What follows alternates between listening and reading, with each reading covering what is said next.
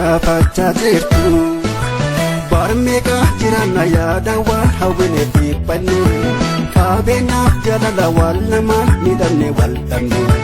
Barmeeqa jiraanna yaada waan hawwine dhiphanne qabeenyaaf jaalala wal namaan miidhamne wal dhabne.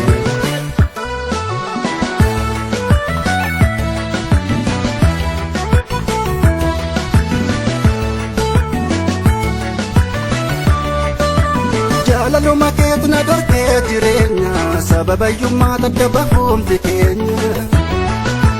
Maalan godha gaadha bisatta hammaatu nyaadhuun gammaduu dhufu sana agarraattu. Rakkoonni dhorkee waliin akka hin jiraanne gaaf rabbi jedhee wal agarraa akka yaanne. Rabbis kan nu uume sababa qabaafi maaf lama dhabnee kana laftaa eegaafi. Yaa Rabbi uumaa kooti hundaa dandeessa maaliif nu gooteeti waan lamaan hiyyeessa. Jaalala keenyas qabeenyallee qabuuni keessa na guddee na tuurtee maali.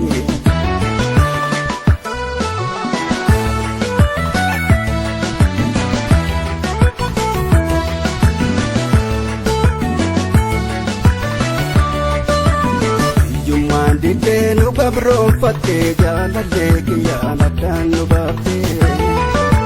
Waan arguun ooluu guyyaa gaaf tokko obsiin dhiphati haalli mijoofti.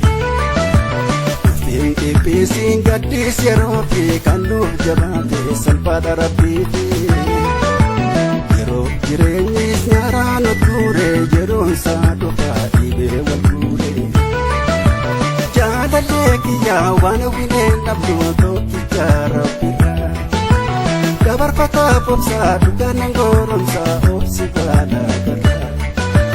Abshi rabbiin kutiin takka namaan guutuu jireenyi lafarraa. Addunyaan sagalee budhan guuteen beektu nuunis kanaaf qoraa.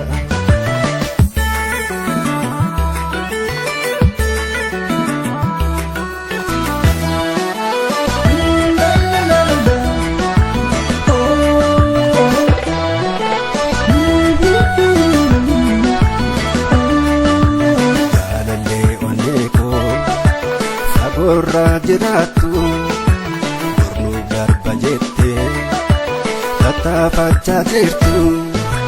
Barmeeqa jiraanna yaada waan hawwine dhiphanne qabeenyaaf jaalala wal namaan miidhamne wal dhabne. Barmeeqa jiraanna yaada waan hawwine dhiphanne qabeenyaaf jaalala wal namaan miidhamne wal dhabne.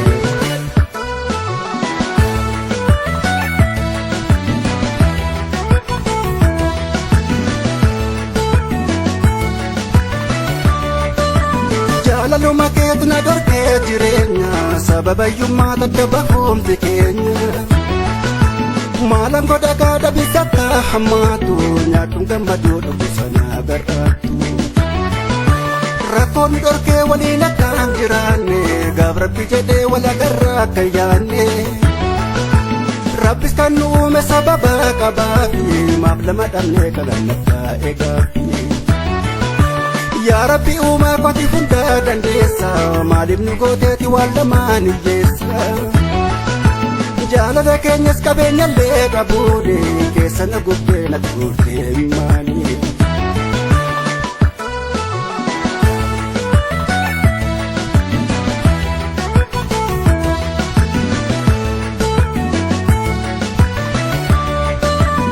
Hiyyummaan diddee nu gabroonfattee jaalallee kiyyaan addaan nu baaftee.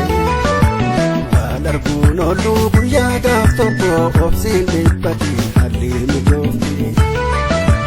Uffiin dhiphiisiin gaddiis yeroo fi kan nuuf jabaate salphaadha rabbiifi.